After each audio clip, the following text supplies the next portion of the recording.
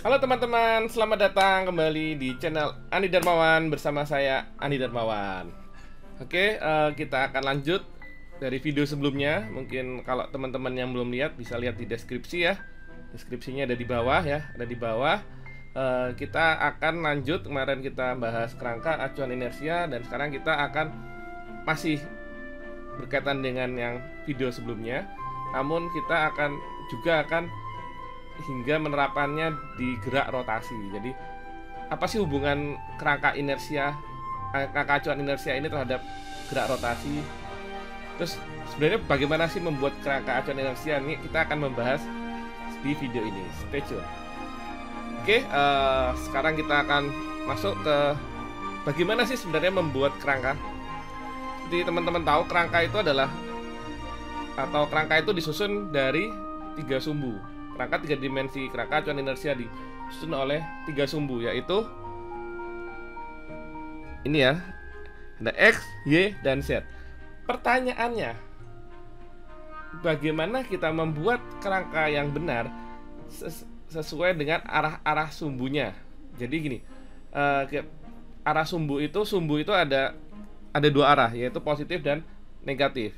Sumbu X punya arah positif X, sumbu Y punya arah positif Y, dan seterusnya. Jadi sumbu X ini otomatis punya sumbu positif X dan sumbu negatif X.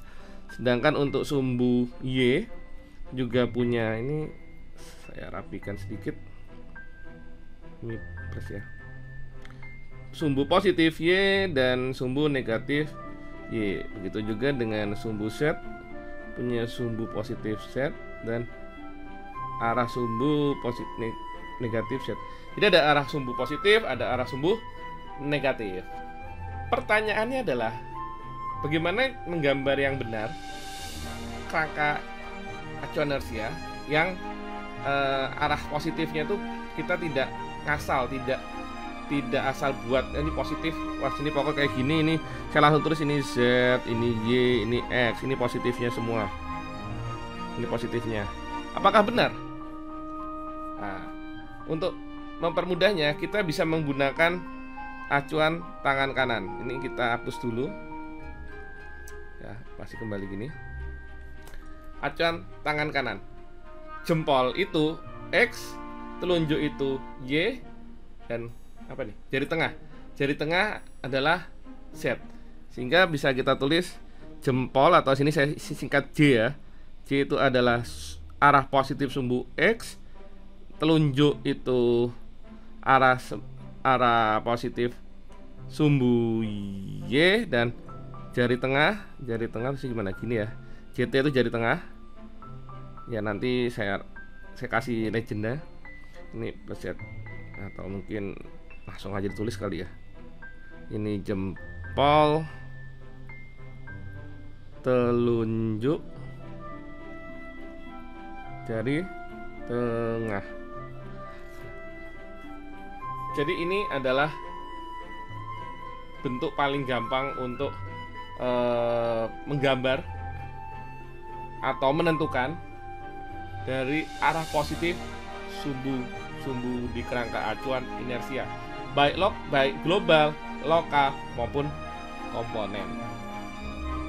Nah, yang teman-teman perlu ketahui, kita ketika membuat gambar tentang seputar kerangka acuan inersia, kita harus membedakan mana yang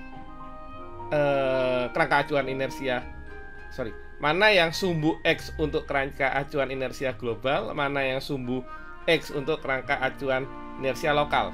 Biasanya kita bedakan misalnya seperti ini. Saya contoh, ini kalau kita buat tabel,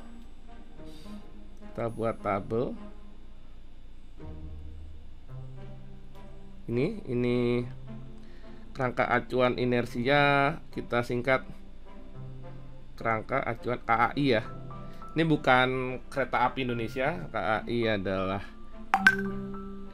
kerangka acuan inersia. Ini bukan singkatan resmi, ini hanya untuk di kuliah sini saja untuk mempermudah penjelasan, tapi bukan singkatan resmi. Oke.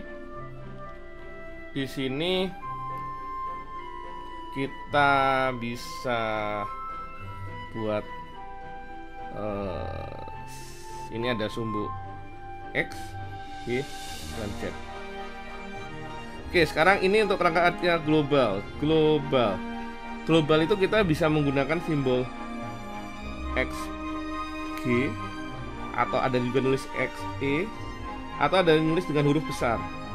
Tapi untuk huruf besar itu masalahnya adalah jika kita menggunakan banyak kerangka, turunan kerangka acuan inersia, global, lokal, komponen 1, komponen 2, dan seterusnya, kita akan kehabisan simbol. Oleh karena itu paling gampang itu adalah menggunakan subscript. XG ini adalah singkatan dari G ada global, E ada singkatan dari Earth. Begitu juga dengan Y, jadi YG dan YE. Z juga seperti itu, G dan E. Bagaimana dengan yang lokal? Yang lokal biasanya identik dengan body. Biasanya kita tulis dengan XB. XL boleh tidak? Ya bisa aja. Yang penting teman-teman harus konsisten menggunakannya. Dan jika ini dituliskan di suatu dokumen resmi, dokumen akademis, atau mungkin juga di paper, di jurnal, di proceeding, itu harus diberi keterangan bahwa XL itu adalah sumbu kerangka acuan inersia untuk lokal. Karena XL itu juga berarti bahwa ukuran baju. Ya nanti dikira, wah ini ada ukuran baju XL, nanti triple XL-nya bagaimana? Oke, jadi biar tidak membingungkan orang, kita gunakan istilahnya kita beri keterangan dan tetap gunakan secara konsisten. Jangan berganti-ganti simbolnya, nanti kesian yang membaca. Oke, terus ini sama YB dan YL, ini ZB dan atau ZL. Ya ini serah, ini selera. Terus ada juga komponen. Komponen ini bisa kita nulisnya komponen 1, komponen 2, 1, 1, 1, 2, dan seterusnya.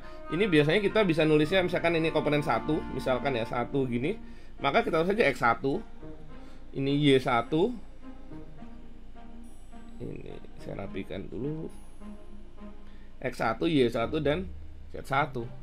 Sehingga bisa lebih lebih gampang untuk membuat orang-orang mengerti sebenarnya yang sedang kita bahas ini kerangka acuan inersia yang mana. Jangan sampai tercampur, yang baca bingung, yang menjelaskan juga tidak bisa sampai ke yang ingin dijelaskan. Oke, ini penting untuk dipahami.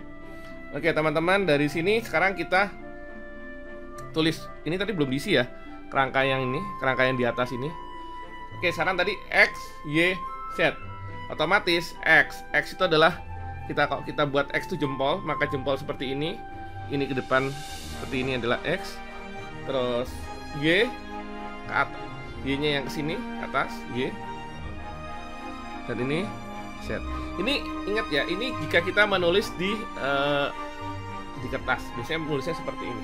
Tapi kalau di dunia nyata, umumnya yang ke atas itu adalah Z. Sebagai contoh, sekarang kita tulis ini sudah kita buat tadi XG, XE, XB, XL, dan seterusnya. Karena kalau kita implementasi dunia nyata, maka XG itu setara dengan arah utara. Jadi arah utara positif XG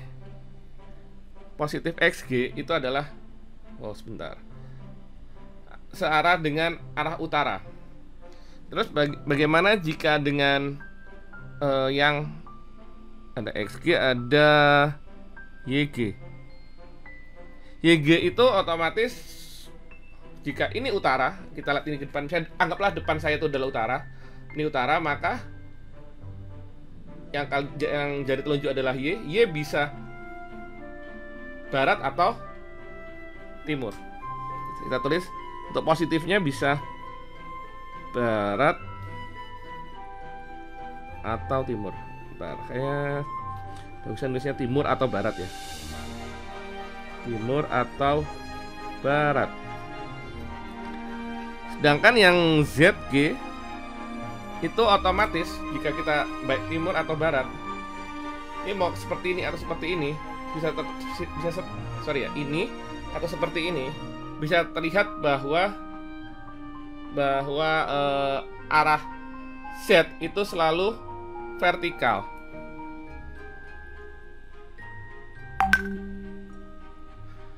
Dari sini kita bisa menentukan bahwa arah utara itu adalah pasti adalah arah positif SG. Untuk yang positif YG-nya timur atau barat.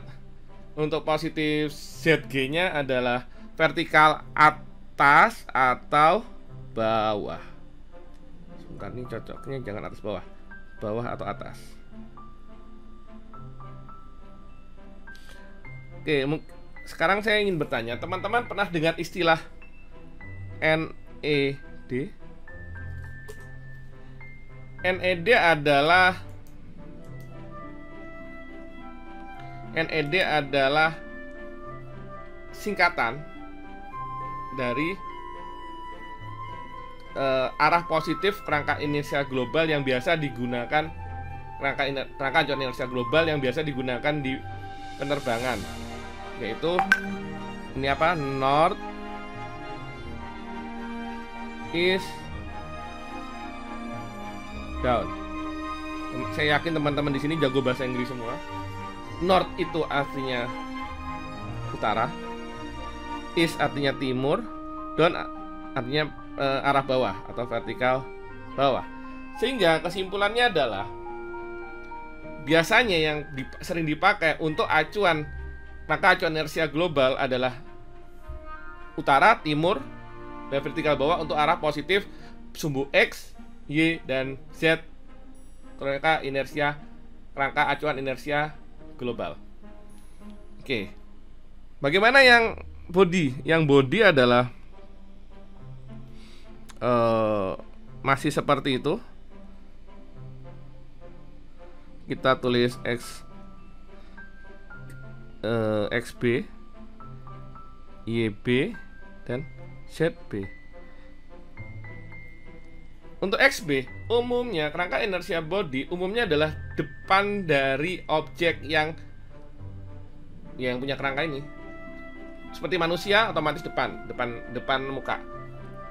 Bagaimana kalau itu kotak sabun atau penghapus papan tulis atau bola? Nah, itu bagaimana menentukan depan belakang dan seterusnya? Itu bisa kita buat sepakatan atau ditandain. Sehingga ini biasanya arah depan. Ini kanan dan kiri. Ini sama vertikal bawah atau atas. Ini yang untuk body ya. Ini untuk yang body atau lokal. Yang ini tadi untuk global. Oke. Sehingga arah depan. Nah, sekarang pertanyaannya dari kanan kiri ini enaknya pakai yang mana? Kita ikuti saja seperti NED ini. NED yang sebelumnya, NED. Nah, ini sekarang teman-teman coba deh. Jika kita menghadap ke utara, anggaplah arah utara itu adalah depan kita. Maka otomatis timur itu kanan atau kiri? Kanan kan? Bener ya? Bener. Kanan. Sehingga otomatis kita bisa menggunakan yang umum sering dipakai adalah kanan, vertikal bawah, dan arah depan. Jadi kalau ini badan saya, utara, XB, YB, dan ke bawah. Gimana caranya? Kayak gini kali ya. XB, YB, dan ZB. ZB-nya ke arah bawah. Ini untuk arah positif. Bagaimana dengan komponen? Sama aja. Kita tinggal sepakati mana yang komponen mana yang ingin. Misalkan tangan ini, kita anggap misalnya ini depannya atau ini depannya. Maka ini adalah X, ini adalah Y, ini adalah Z. Jadi yang komponen mirip dengan yang global. Ini juga bisa saya tulis berlaku juga untuk yang komponen